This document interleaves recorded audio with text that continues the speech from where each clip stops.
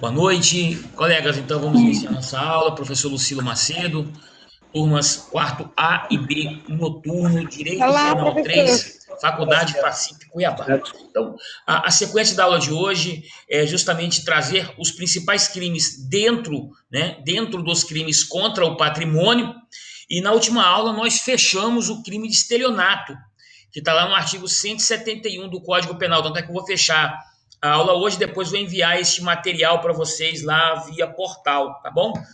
Bom, então para falar dos crimes contra o patrimônio, são aqueles crimes lá do artigo 155 ao 180, né, do Código Penal. Nós vimos na última aula o crime de apropriação indébita e o crime de estelionato, e agora iremos estudar o crime de receptação, artigo 180 do Código Penal. Então, nossa aula de hoje é o crime de receptação, as escusas absolutórias dos artigos 181 e 183, e dando tempo, né? Dando tempo, estudaremos também o crime de ameaça do artigo 147 do Código Penal e 163, tá bom?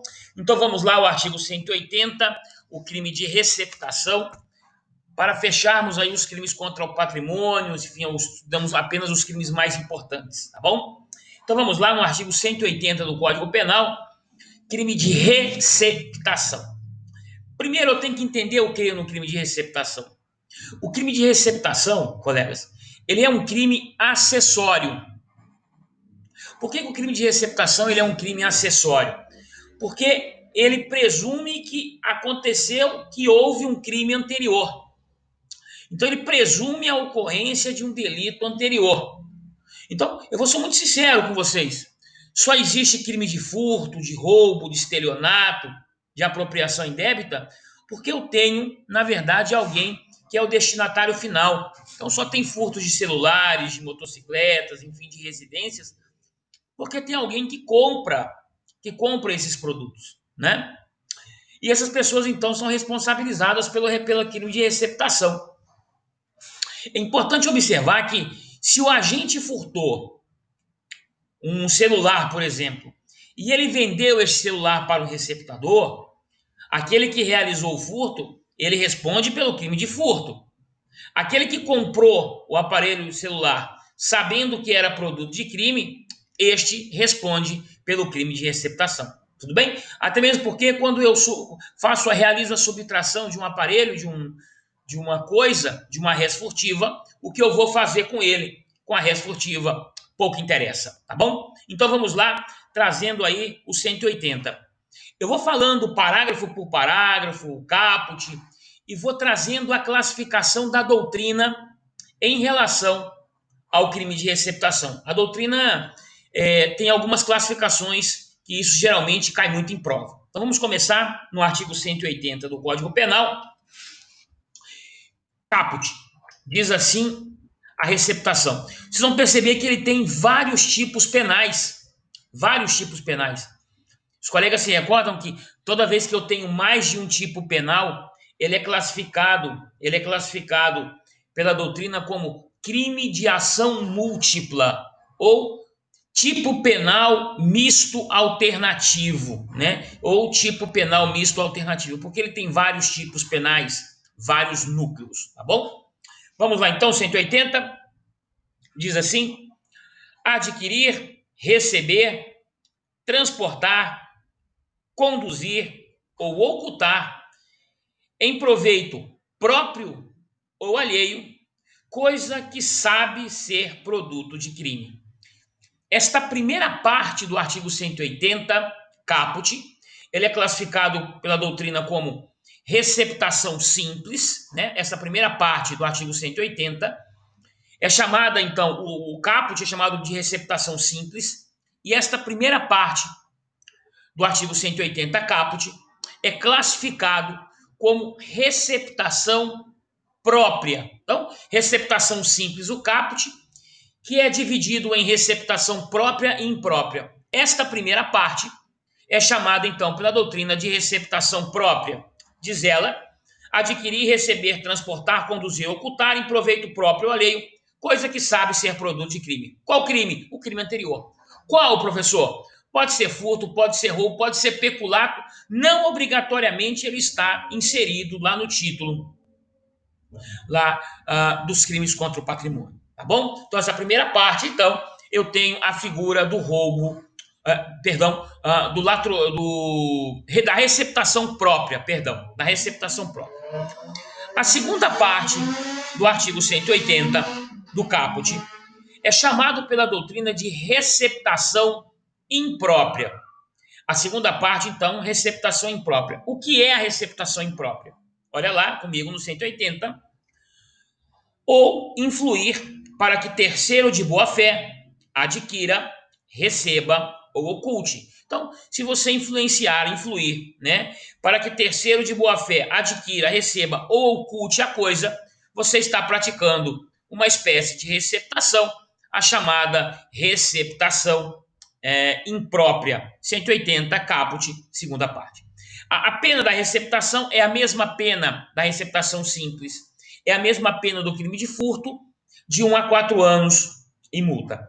É perfeitamente possível o reconhecimento aqui no caput, ou seja, na receptação própria, é perfeitamente possível a tentativa. Por quê? Porque ele é um crime material. Então é importante que vocês entendam que a primeira parte do artigo 180 caput, ele é considerado pela doutrina como sendo um crime material.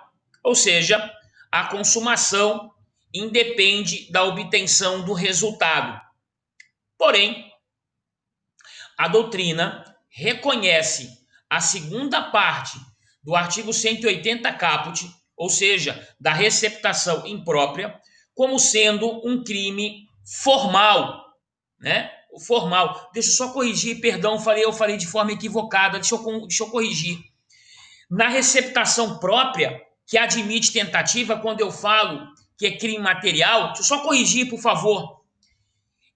Para a consumação, ela depende da obtenção do resultado, tá? Peço desculpas aí pelo equívoco. Na receptação própria, por ser crime material, o crime material é aquele que, para a consumação, depende-se da obtenção do resultado, ou seja, depende do resultado naturalístico, tá ok? Tranquilos?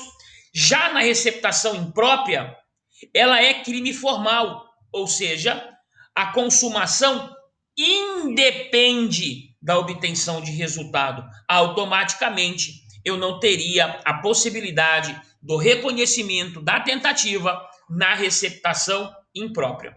Tranquilos? Maravilha? Show de bola. Vamos então agora para o parágrafo 2º, né? O parágrafo 2º, então, ele traz a chamada receptação privilegiada, né? Então ele diz assim, o parágrafo 2º, ele traz a chamada receptação privilegiada, né? Lá no parágrafo 2º, só aproveitando para demonstrar para vocês, eu já falo do parágrafo 1º. O parágrafo 2º, em sua segunda parte, ele diz assim, olha só, 180, parágrafo 2º, né? Dá um exemplo de receptação. Vamos lá, colega, dá um exemplo de receptação. Dá um exemplo sim, vamos lá. O camarada, então, resolve vender um telefone celular. E esse telefone celular, ele é produto de crime anterior. Um furto, um roubo, um estelionato, enfim, não importa. Ele tem um crime anterior. E ele vende este telefone celular para terceira pessoa. Então imagina, vender esse telefone celular por R$ 50, um telefone que vale pelo menos 500, né? R$ 500. Então, isso é crime de receptação. Tá? A tentativa que você me perguntou, ela é possível na receptação própria, porque ela é crime material. Vamos dar um exemplo, né? Por que ela é crime material? Vamos dar um exemplo, o agente buscava, então, realizar a venda deste telefone, que era produto de crime, e não conseguiu realizar porque passava uma viatura policial e acabou impedindo, né? Eu tenho a tentativa. Isso na receptação própria, tá, colega? Porém, na receptação imprópria, que é a figura do artigo 180 caput em sua segunda parte, essa tentativa não é possível, porque essa segunda parte do artigo 180 caput, ele é um crime formal. E o crime formal independe da obtenção do resultado. Ele estaria consumado. A tentativa não seria possível. Ok? Tranquilos? Beleza, Carol? Joia? Então tá bom. Pode me interromper aí a qualquer momento, faz a perguntinha que a gente volta, não tem problema algum. Tá? Vamos aí na sequência então. O 180, parágrafo 1º. O 180, parágrafo 1º, ele é classificado pela doutrina como sendo a receptação qualificada, né? O que é a receptação qualificada? Qualificador é quando, por alguma situação, eleva-se o mínimo e o máximo da pena. Nós já sabemos que a pena aqui na receptação é de 1 a 4 anos e multa. Olha o que diz o parágrafo 2º. Desculpa, parágrafo 1º. 180, parágrafo 1º. Adquirir, receber, transportar, conduzir, ocultar, ter em depósito, desmontar, montar, remontar, vender, expor à venda, ou de qualquer forma, utilizar em proveito próprio alheio no exercício de atividade comercial ou industrial, coisa que deve saber ser produto de crime. Olha só, colegas, num primeiro momento ele traz assim, vamos dar um exemplo aqui que é muito comum, né? O mercado de peças usadas de veículos, né? Os ferros velhos, por exemplo, ferro velho, né? A questão de os pregões, né? Que vendem produtos, vendem utensílios, vendem então aparelhos eletrodomésticos, né? Então é muito comum que algumas empresas se utilizem de um estabelecimento comercial ou industrial para realizar receptação, comprando um veículo, produto de crime, comprando peças, produto de crime, comprando muitas vezes utensílios, ou seja, móveis eletrodomésticos que são produtos de crime, os pregões. Então ele recebe a pena aqui do parágrafo 1º, que tem uma pena bem diferenciada, por isso qualificada, com pena de 3 a 8 anos. Professor, mas muitas vezes a pessoa pode não ter um estabelecimento comercial, mas pode também realizar essas transações. É verdade. Tanto é que o parágrafo 3º do artigo 180, ele traz uma equiparação. E ele diz assim, ó, no parágrafo 2º do artigo 180, equipara-se a atividade comercial, para efeito do parágrafo anterior, qualquer forma de comércio irregular ou clandestino, inclusive o exercido em residência. Então, eu não preciso ter inscrição em junta comercial, eu não preciso ter CNPJ, né? Então, se eu estou exercendo este comércio dentro da minha oficina, dentro da minha residência, né? Num comércio que é irregular, ou seja, que não tem inscrição na junta comercial, eu também respondo na modalidade qualificada. Eu também respondo pela receptação qualificada. Tudo bem? Beleza? Joia. No 180, parágrafo 3º, eu tenho uma possibilidade no parágrafo 3º da chamada receptação culposa, né? Eu tenho a possibilidade, então, lá no parágrafo 3º, da chamada receptação culposa. O que diz o parágrafo 3º? Importante entender que quando eu falo receptação culposa, automaticamente na culpa não existe possibilidade de reconhecer a tentativa. Então, na receptação culposa, a tentativa não existe. Vamos entender o que é uma receptação culposa? Adquirir ou receber coisa que, por sua natureza, ou pela desproporção entre o valor e o preço, ou pela condição de quem a oferece, deve presumir-se obtida por meio criminoso. Então imagina, por exemplo, você vai lá comprar um determinado produto, né, de alguém que você sabe que é criminoso, sabe que pratica furtos, sabe que comete delitos. Então você está comprando, você deve presumir que aquilo é produto de crime. Ah, mas eu não sabia. Pois é, mas se você justamente pagar por algo, analisando a natureza ou a desproporção entre o valor e o preço, colegas, esse meu telefone não é novo, mas ele vale aí, tenho certeza absoluta, mais do que R$ 50. Então você imagina meu telefone é furtado um belo dia do meu automóvel e alguém compra este meu telefone funcionando por R$ 10.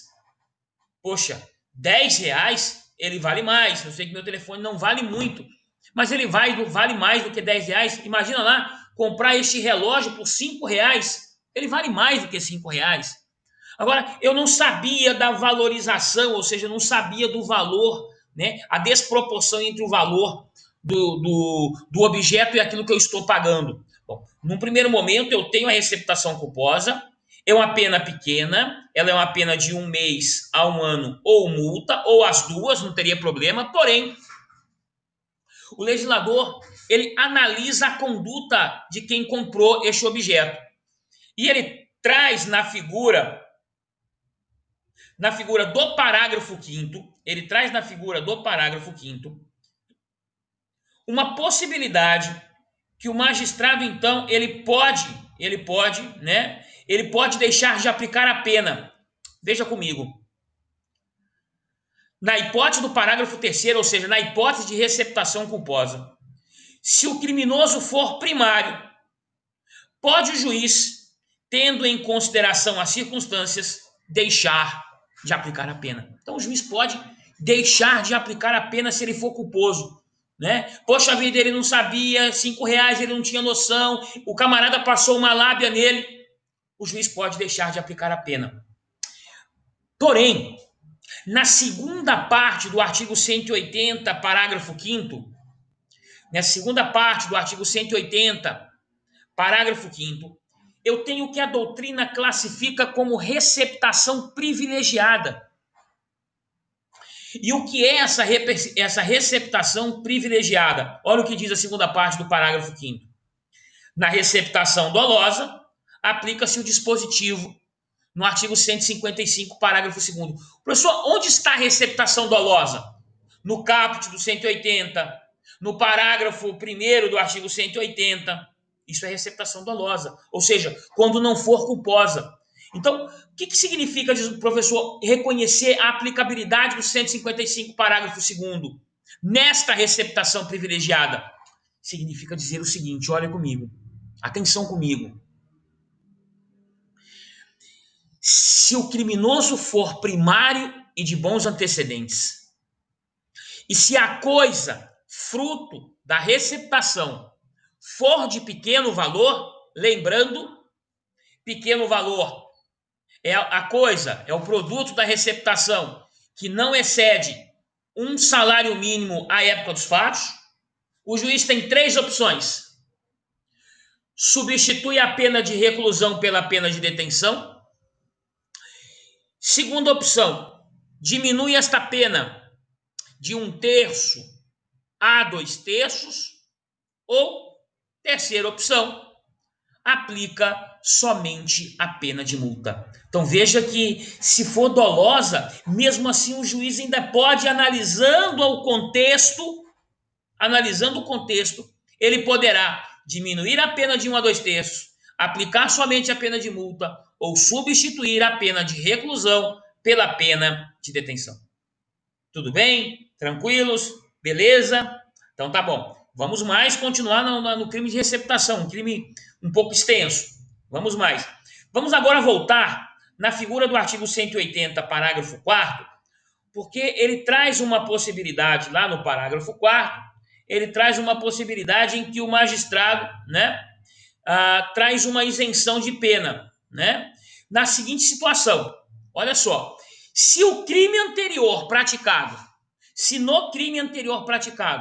o autor for desconhecido, ou se ele for isento de pena, mas ficar caracterizado que aquele produto é um produto de crime anterior, aquele que praticou a receptação, ele responde pelo crime. Então, mesmo que o sujeito que praticou o crime anterior seja absolvido, foi outro.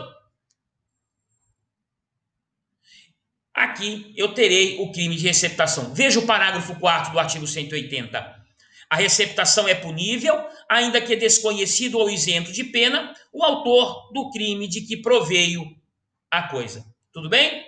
Tranquilos? Joia? Beleza. Então vamos lá, vamos mais um pouquinho. Eu posso entender também que esse perdão judicial do parágrafo 5º, né, que no parágrafo 5º eu tenho um perdão judicial, é uma hipótese de perdão judicial, o parágrafo 5º do artigo 180, e a modalidade do parágrafo 6º, né, é uma causa de aumento, é uma modalidade majorada da receptação, onde então eu vou aplicar esta pena em dobro, né? Vou aplicar então esta pena em dobro. Diz lá, parágrafo 6º, tratando-se de bens, instalações de patrimônio da União, estados, municípios, empresa concessionária de serviço público, sociedade de economia mista, a pena no caput será aplicada em dobro. Então, o parágrafo 6º, essa modalidade, esta causa, esta majoração, somente é aplicado para a receptação simples, ou seja, própria ou imprópria do caput, que tem lá a pena de 1 a 4 anos.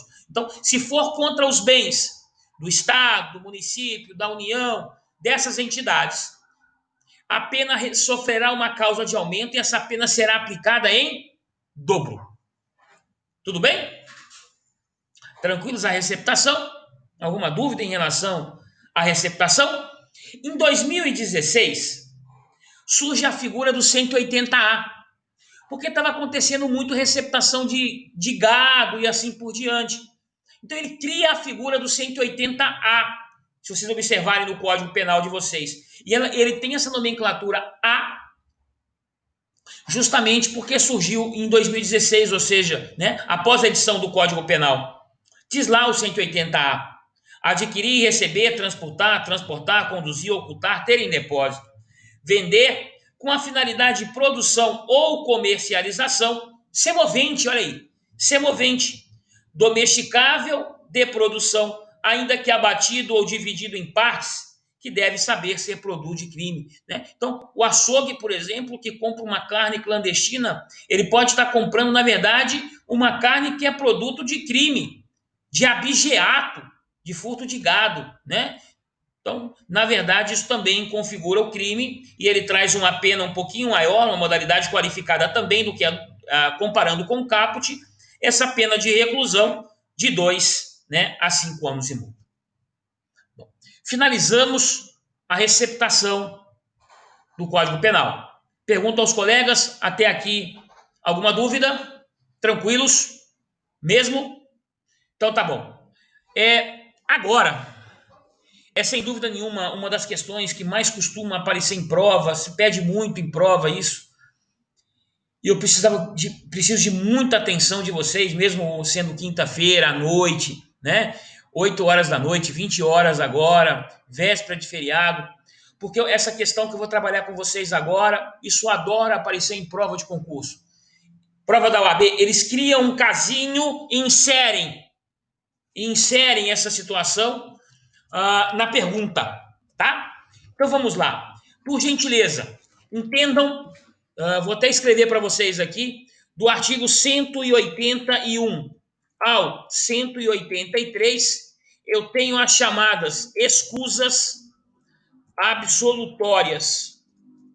Escusas absolutórias, tá? Mandei para vocês aí. Então, do 181 ao 183, eu tenho as chamadas escusas absolutórias. Professor, o que são escusas absolutórias? Eu vou pegar os crimes contra o patrimônio do 155 ao 180 e eu posso deixar de aplicar a pena. Analisa comigo aqui. Vamos lá. Começando no artigo 180. 181.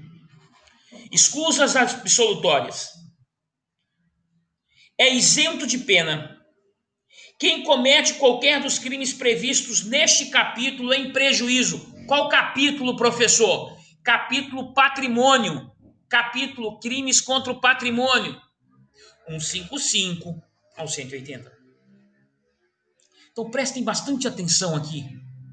Valerá esta quinta-feira para vocês aqui, eu tenho certeza absoluta. Valerá o cansaço, o esforço que vocês estão tendo para concentrar nesta aula, eu garanto para vocês. 181 diz assim: então, se eu cometer um crime de furto, por exemplo, estelionato, por exemplo, receptação, por exemplo, Um dano. Eu posso ser isento de pena quando? Vamos lá. Em prejuízo, inciso 1 do artigo 181, de cônjuge na constância da sociedade conjugal. Então, vou dar um exemplo. Colegas, nesse exato momento, minha esposa está dormindo.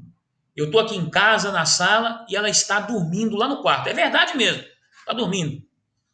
Você imagina o seguinte, dorme cedo, né? Você imagina agora, eu entro no quarto, peço licença a vocês um pouquinho, entro no quarto, abro a bolsa dela e retiro R$ 100 da bolsa dela. Após a aula, eu vou lá e como uma pizza gigante, que eu estou com muita fome. Tem 2 dias que eu não almoço.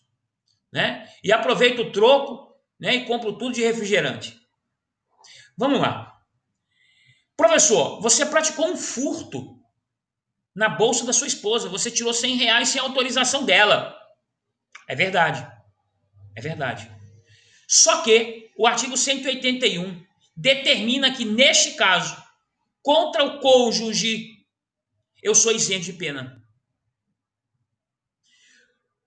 Professor, e se eu apontar uma arma para ela, quando eu estou tirando R$ 100, ela acorda, eu aponto um revólver 38 na cabeça dela e falo, volta a dormir porque eu vou tirar R$ 100 e eu preciso comer uma pizza gigante agora.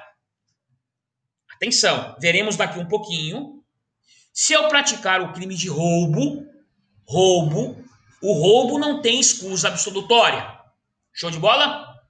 Então vamos lá. Então, cônjuge na constância da sociedade conjugal. 2. De ascendente, e vamos entender, né? Cônjuge ou alguém que seja convivente, que tenha uma união estável, né? Como se casado forem, né? Devemos entender também, né? Inciso 2. Também em prejuízo de ascendente ou descendente, seja o parentesco legítimo ou ilegítimo, civil ou natural. Professor, da mesma forma, então, se a mãe subtrair de um filho subtrair de uma mãe ou de um pai, da mesma forma, ascendente ou descendente também é isento de pena, com exceção de roubo ou extorsão. Extorsão mediante sequestro, extorsão qualificada, tem violência ou grave ameaça, não pode. Ok? 182. Bom, professor, então nós já vimos, tranquilo, não há que se falar nessa responsabilização criminal. Isso aí. Agora, olha só. Olha o que diz o 182. Somente se procede mediante representação se o crime previsto nesse título é cometido em prejuízo. Então, na verdade, só vai ter representação, a pessoa vai ter que ir lá e falar, eu quero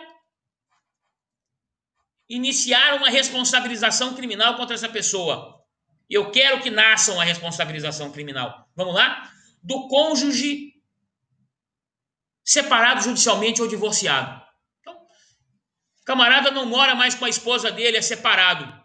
Mas um belo dia, ele encontra ela na rua, consegue abrir a carteira dela e retira R$ 100.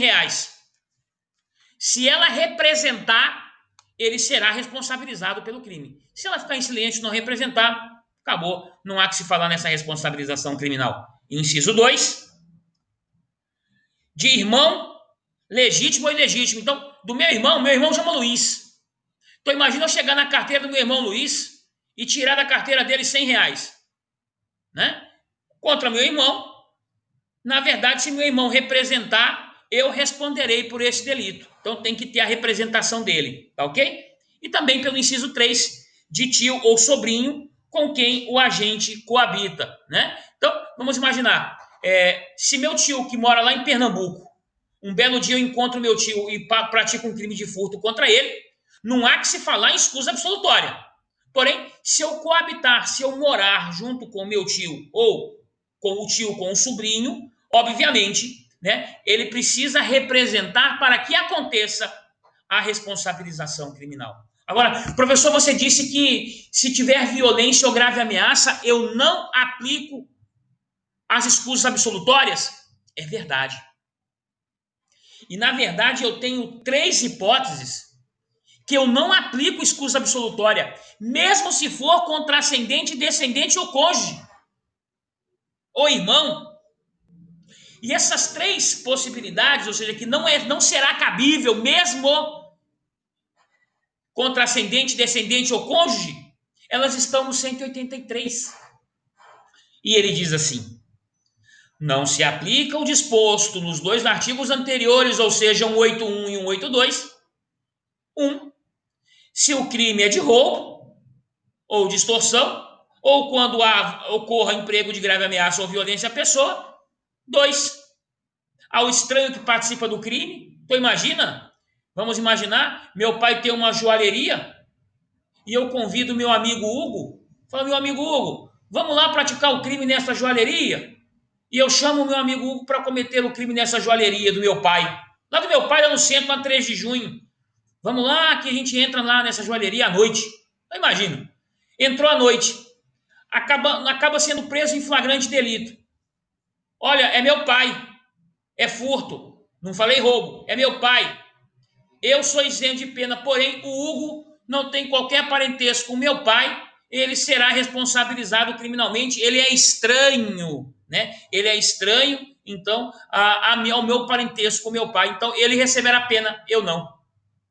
E por último, não se aplica também escusa absolutória, inciso de número 3, se o crime é praticado contra a pessoa com idade igual ou superior a 60 anos. Então, se meu pai tem 60, né? Se minha esposa tem 60 anos ou mais, né? Se o tio ou o sobrinho tem 60, se o irmão tem 60, eu não aplico. Ah, mas é meu pai. Não importa, se ele tiver mais de 60 anos, não terá cabimento a escusa absolutória.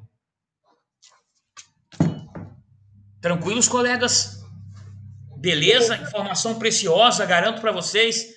Um dia você vai lembrar desta aula. Assim espero que você esteja aí conectado comigo, ligado, né? Esteja aí mesmo assistindo essa aula, né? Não tenha ligado esta aula e tenha saído. Acredito muito nisso, não teria motivo para isso, né? Então, se você prestou bastante atenção, isso um dia vai cair na sua vida. De alguma forma, você vai ter que responder uma questão. A não ser que você não faça Professor, concurso, nem exame da OAB. professor, Aí nunca vai aparecer mesmo. Tudo bem? boa Beleza? noite. Tem uma dúvida? Show de bola. Então vamos lá. Agora, Professor, professor, podemos voltar em professor, alguns crimes hoje quando a aí que pessoa me ficaram e liga, merecem a nossa atenção. E eu gosto muito de um crime que ele é muito comum. E muitas pessoas gostam de realizar, de praticar este crime, que é o crime de ameaça, né? É um crime muito comum, né? Que é a ameaça? Acompanhem comigo, colegas. A ameaça é um crime que está lá no artigo 147 do Código Penal. Está no artigo 147 do Código Penal. Diz assim: ameaça. Ameaçar alguém por palavras. O colega me fez uma pergunta, deixa eu responder. A Niede já me fez uma pergunta. Professor, e o furto no caso de parente usuário de drogas ou com outros vícios? Show de bola. Vamos lá. Nédia, muito bacana a sua pergunta, tá? Ela perguntou assim, professor, foi realizado um furto. O furto, na verdade, ele foi praticado por um usuário de drogas e ele praticou aquele furto para poder sustentar o seu vício. Veja só, eu queria dizer para a colega que mesmo que este usuário de drogas, ou se for alcoólatra, realizou para sustentar o seu vício, mesmo que ele seja considerado inimputável, artigo 26 do Código Penal, aquele que no momento do delito era inteiramente incapaz de entender o caráter ilícito do fato ou de determinar-se de acordo com esse entendimento, era patológico, já era doentio. Dizer para a colega que ele não receberá pena, mas ele receberá uma medida de segurança. Artigo 26 do Código Penal e 97 do Código Penal. Então, não importa que ele tenha praticado e seja considerado inimputável. O importante é que, enquanto receptador, eu cometi o crime. Tá? Então, vou responder a colega. Se ele praticou um crime de furto, sendo usuário, comprovado que já é patológico, é doentio, ele não recebe pena, mas recebe uma medida de segurança. A doutrina, colega Nied, que me fez a pergunta, a doutrina reconhece que isso é chamado de é proferida uma sentença absolutória imprópria. Eu reconheço o crime, não aplico pena, mas aplico medida de segurança. Eu não abro as portas para que ele vá cometer outros crimes. Medida de segurança é cumprida, então, em estabelecimento adequado, em hospital apropriado, né? Ou, na verdade, deveria ser, pelo menos deveria ser, em um local apropriado, ou seja, né, um local específico, onde Cuiabá, durante muito tempo, né, ele aconteceu lá no Adalto Botelho, né? Então, na verdade, ele já não é mais. Isso está definido lá no artigo 97, né? O artigo 97 do Código Penal, e ele diz assim, né? Ele fala em manicômio, né? Ele fala em manicômio. Então, no artigo 96 e 97, ele fala desses prazos. Tudo bem? Espero que tenha respondido sua pergunta. Se não respondi, pode refazer. Lohan fez uma. Vamos lá. Professor, boa noite. Se um filho furtar a loja do pai com menos de 60 anos e for pego em flagrante, pelo que eu entendi, ele é isento de pena. Corretíssimo.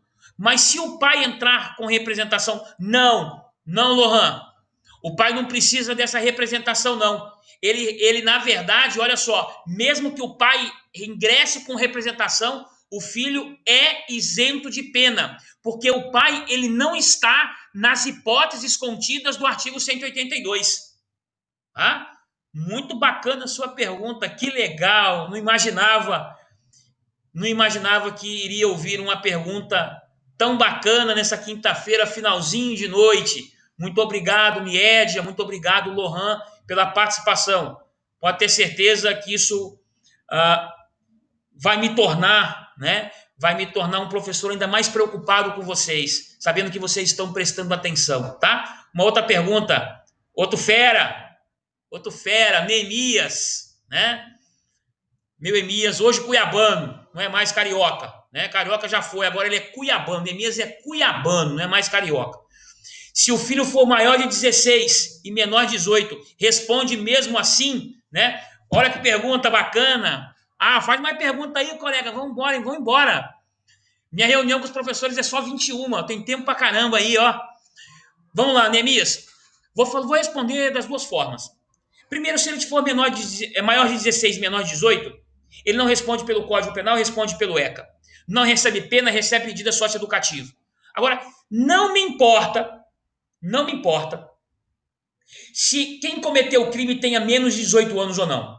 Aqui, esta aplicação, ela não terá cabimento, obviamente, para o ECA, justamente para o ECA, ou seja, 8.069/90, porque o ECA ele tem legislação específica que vai trabalhar, ou seja, né, com este adolescente infrator, né, que não cumpre pena, que cumpre medida socioeducativa. Então, não posso aplicar esta medida do Código Penal, Neemias, em face de um princípio chamado princípio da especialidade, tá?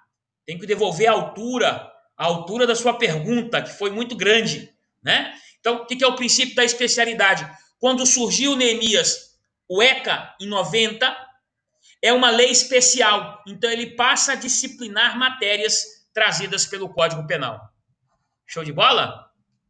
Mais alguma? Se tiver mais alguma aí, por favor. Estou tão feliz com as perguntas de vocês. Beleza. Né? Então vamos lá no 147, mais um artigo aí. Olha só, o 147, então, ele traz o crime de ameaça. Né? O que é o crime de ameaça? Olha lá o que diz o 147. Ameaçar alguém por palavras, escritos ou gestos, ou qualquer outro meio simbólico capaz de causar-lhe mal injusto ou grave. Detenção de 1 a 6 meses ou multa. É um crime, segundo o parágrafo único, que se procede mediante ação penal pública condicionada à representação. Né? Então imagina lá, eu encontro minha amiga Vanessa na rua, imagina, minha amiga Vanessa está andando na rua ali, eu olho para ela e digo assim, minha amiga Vanessa, prepare-se para a morte. Isso é o quê? Ameaça. Agora, se eu digo para minha amiga Vanessa, eu falo, minha amiga Vanessa, prepare-se que quando você descer o degrau da escada da casa do seu namorado, você vai escorregar, vai bater a cabeça na escada e você vai morrer. É possível que ela desça a escada da casa do namorado dela, bata a cabeça e morra? É possível. Mas isso é uma praga. E a praga não é admitida em direito penal. Não é admitida aqui no artigo 147. Tem que ser algo possível de se fazer. Quando eu encontro, eu vou matá-la. Se você não fizer tal coisa, eu vou tirar a sua vida, eu vou quebrar seu braço, vou furar o seu olho, vou pôr fogo na sua casa se você usar essa camisa do Flamengo mais uma vez. Vou destruir seu carro se você comemorar a vitória do São Paulo mais uma vez. Isso é ameaça. Ela precisa ser cumprida? Óbvio que não. Você tem que ir lá e pôr fogo na casa dele? Tem que ir lá e matá-lo? Não. Não.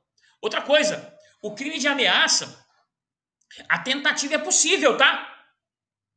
Só que tem que ser por escrito. Ou mesmo por telefone. Quando passar a ser plurissubsistente.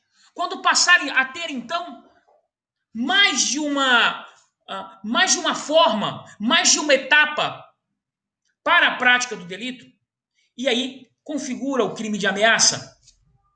Vamos mais um pouquinho? Vamos avançar mais um pouquinho? Eu tenho também, no Código Penal, a figura do artigo 163. Prometo que eu encerro hoje aqui, encerro no 163. O artigo 163 do Código Penal, ele traz o crime de dano. Dano. E o crime de dano deve ser reconhecido da seguinte forma, acompanhe comigo, por favor. Dano, destruir, inutilizar ou deteriorar coisa alheia. Pena de detenção de 1 a 6 meses. Então, estou andando aqui, eu encontro esse telefone aqui, resolvo então quebrá-lo. De quem que ele é? De um amigo. Quebrou por quê? Porque eu quis. Destruir, inutilizar ou deteriorar. Isso é crime de dano. Ele só admite a modalidade dolosa. O dano não tem culposo. Por quê, professor? Porque ele não traz ao tipo penal culposo e eu não posso criá-lo. A figura do parágrafo único é chamado pela doutrina, pelo Código Penal, é classificado pelo Código Penal como sendo dano qualificado.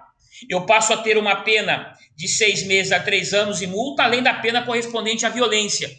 Quando acontece o dano qualificado? Olha as hipóteses comigo do parágrafo único. Com violência ou grave ameaça à pessoa. 2.